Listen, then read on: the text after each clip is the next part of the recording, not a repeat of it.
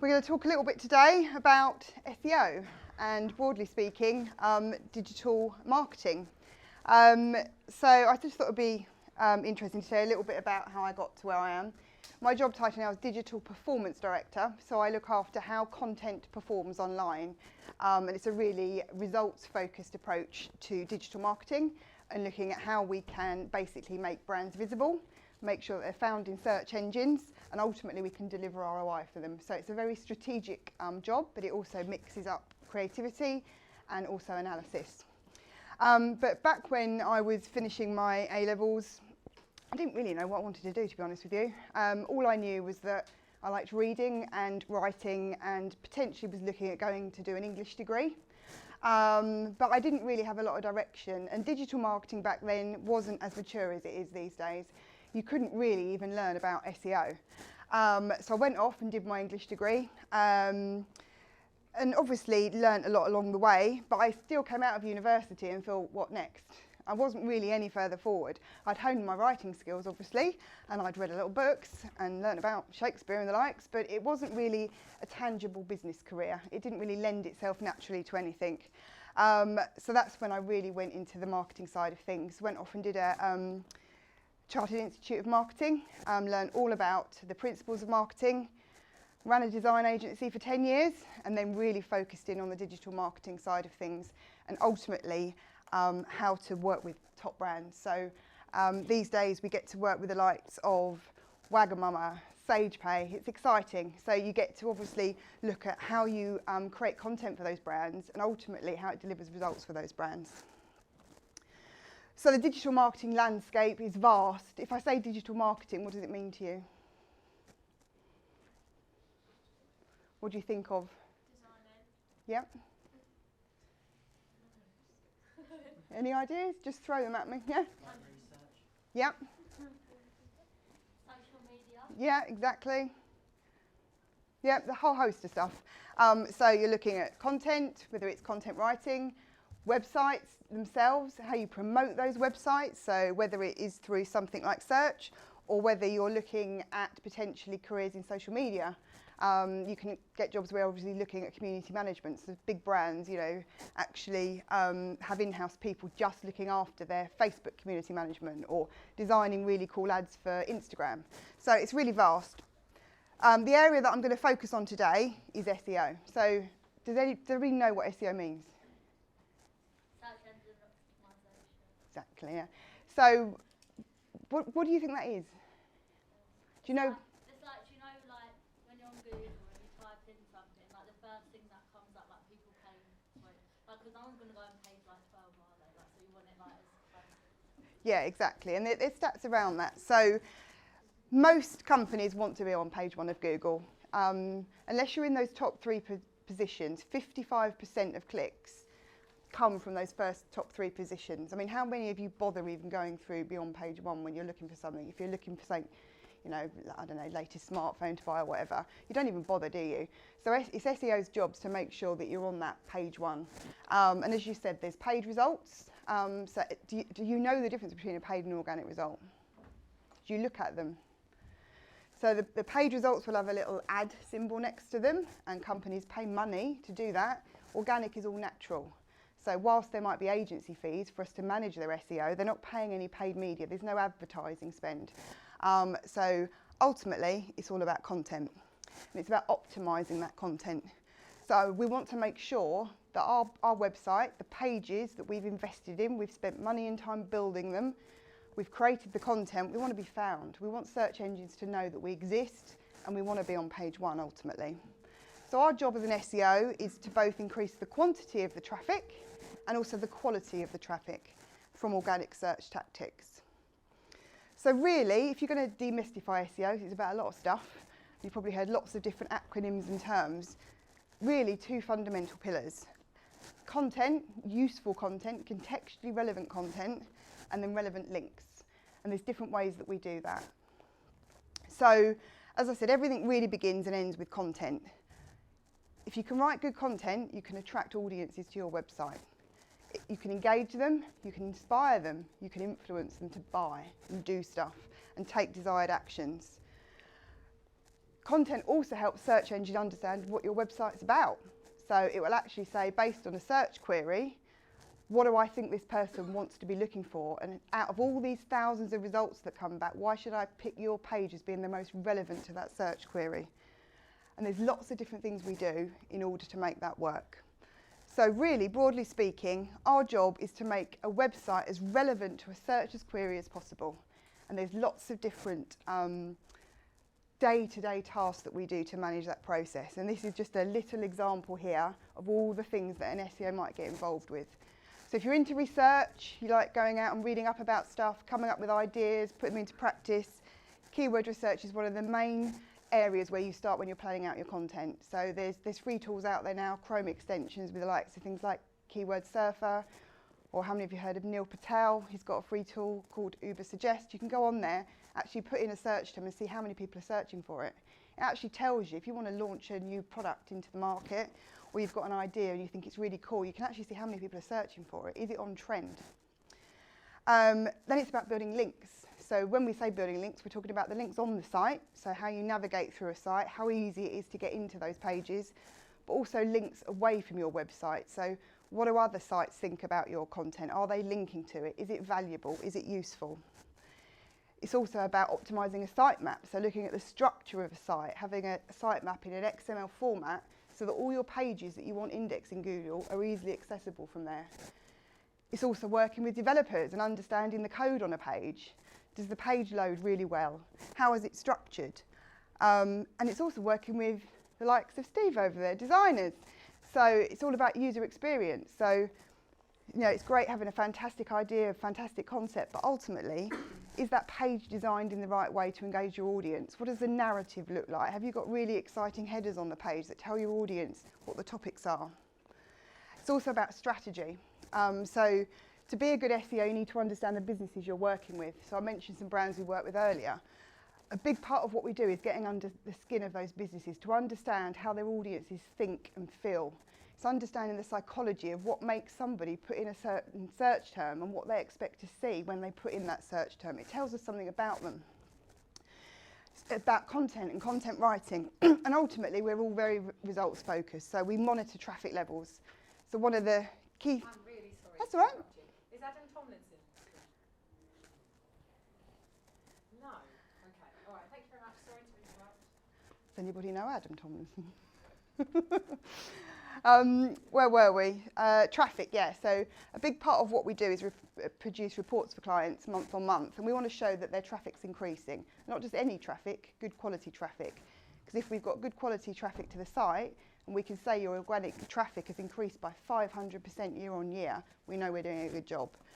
We also track things like keywords with positions, with tools, with rankings. So being able to demonstrate a particular page or a keyword has got no rank, i.e. it's not even in the top 100 on Google, to then say it's on page 1 is really satisfying, and it's evidencing ROI to a client. So it's actually illustrating to them that they've invested their money wisely with us and they can now be found online. So broadly speaking, if we break down all those areas of tasks that we work on, there's 3 kind of fundamental areas of SEO: on page, off page and technical. So we'll just go into a little bit more detail of what they are. So on page is all about the art of understanding what people are searching for and how to deliver content around that. So we use keyword research tool to plan that out, understand what the demand is, to then decide whether or not we want to invest in that content and whether it should exist on the site and be indexed. But it's also understanding search intent. So what do you think I mean by search intent? Any ideas? Yep. Does that mean when someone doesn't always know what they're searching for, so they're trying to find something like the title of a song that they don't know the name of from some lyrics, you need to know the intent? Yeah, close. It's basically when you're typing anything into Google, it's telling me something about what you're thinking. So there are different types of search intent, and they, broadly speaking, they're broken down into these 4 areas. Thank you.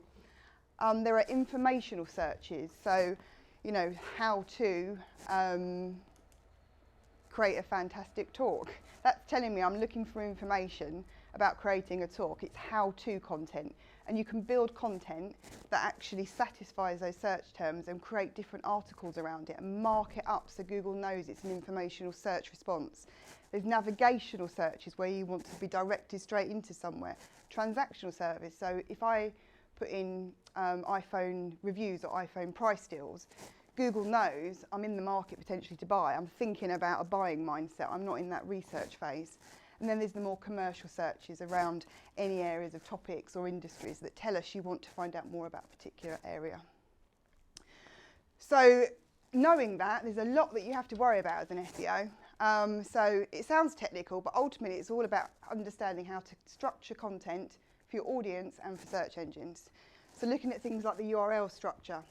So is it well structured and has it got keywords in it that identify what the page is all about? The website needs to be easy to navigate. So we work with designers on things like navigation and make sure that that menu structure is really easy to follow and that equally search engines can follow the nav into other pages in the site. The keywords need to be naturally placed into the page.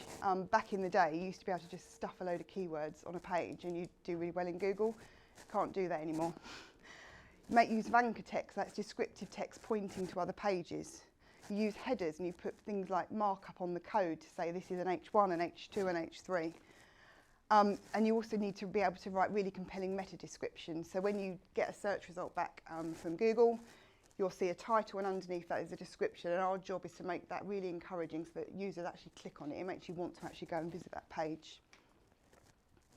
So that's the art of on-page. Off-page is basically what happens away from the website.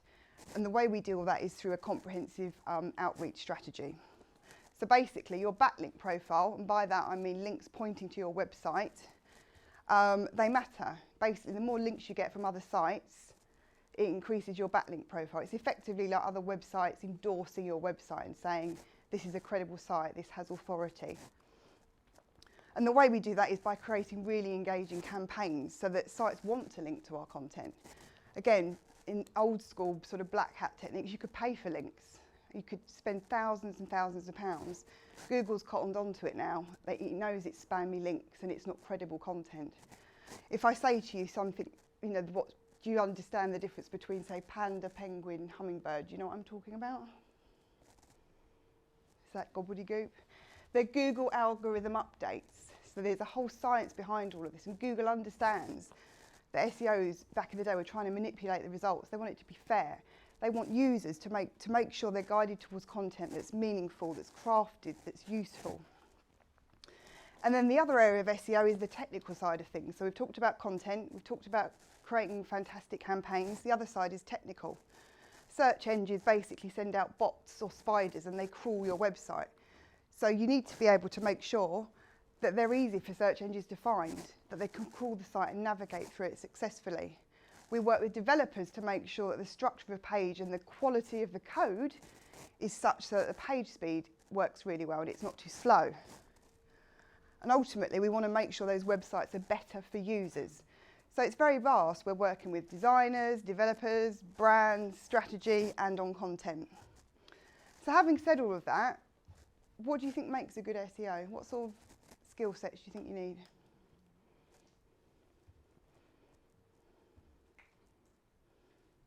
Blank faces. Strategy, so a strategic thinker. So you have to be able to go in and work with clients to actually really get under the skin of their business and plan out a strategy. So how do you guide them through creating a content vision for them? You know, there's only so many pages you can write about a product, but how are you going to acquire more audiences in that don't know about your product? You need to build out a blog or a thought leadership section. You need to be able to identify what interests people, and that's a big part of what we do. You need to be good with words. You need to understand your audience profiling, target marketing, and the ability to write really strong content. You also need to be a good analyst and understand data. You need to be able to go into the data, understand what it means, interpret it, and present it back to the client. And also you need to be pretty creative. You need to be able to come up with ideas. You need to be able to write that content eloquently. You need to be able to engage audiences and come up with campaigns that are exciting, that brands want to buy. We've been working a lot in this space around link building, particularly around principles of gamification. So actually building out campaigns for clients where we create games or quizzes so that sites want to publish that content and link back to us. That's all part of a link building strategy.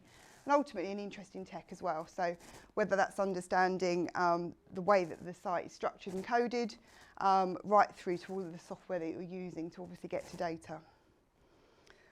So how do you get into SEO? Broadly speaking, anybody with an interest in marketing or PR. So you could start out looking at marketing or PR roles, whether it's in-house or in an agency. Or you could think about blogging. Anybody that's got a particular passion in an area, it's very easy these days, particularly if you know somebody that can code, to launch a WordPress site. Do the keyword research yourself, particularly if you've got a hobby, and see how it ranks. Play around with it, write the content, and see if you actually appear in the search results. It's really satisfying when you can see your website appearing. Or obviously you can look for work experience or internships at agencies. Most of what we do, we offer interns and work experience actually throughout the year. So you tend to get set tasks in different areas, so it gives you a really good window into the broad spectrum of SEO really and what you could focus on. Or you can also look at development and you can really specialise in the technical side of things. So there's lots of avenues into SEO, and you can either decide to look after the whole SEO strategy, understand it all, or you can specialise in any one of those areas in terms of where you feel that it's going to most resonate with you. So that's a very quick whistle-stop tour of what SEO is. Any questions at all? Yeah? What would you suggest is better doing, going to uni or going into an apprenticeship? These days, if that kind of ticks your boxes, the earlier you can get on these days, sometimes the better. If you've identified what it is that excites you, you're more likely to progress quicker. I mean, I went and did university and did the long way round. I probably could have saved myself 10 years. But that said, it's all about the journey. So sometimes if you're not sure and you want to go off and experience a bit more, go to university and go into different areas, there are different routes basically, but there are free tools now, free guides. As I said, you can speak to agencies. Most agencies now will offer work experience, so it will just give you a flavour of what it's actually like to work in an agency environment. It's pretty fast-paced, and you obviously get to work with a lot of cool brands. So I think the more exposure you can get to that early on, even if you're doing that whilst you're at uni, it just helps you your decision making really, so that you know early on whether or not it's going to be something for you.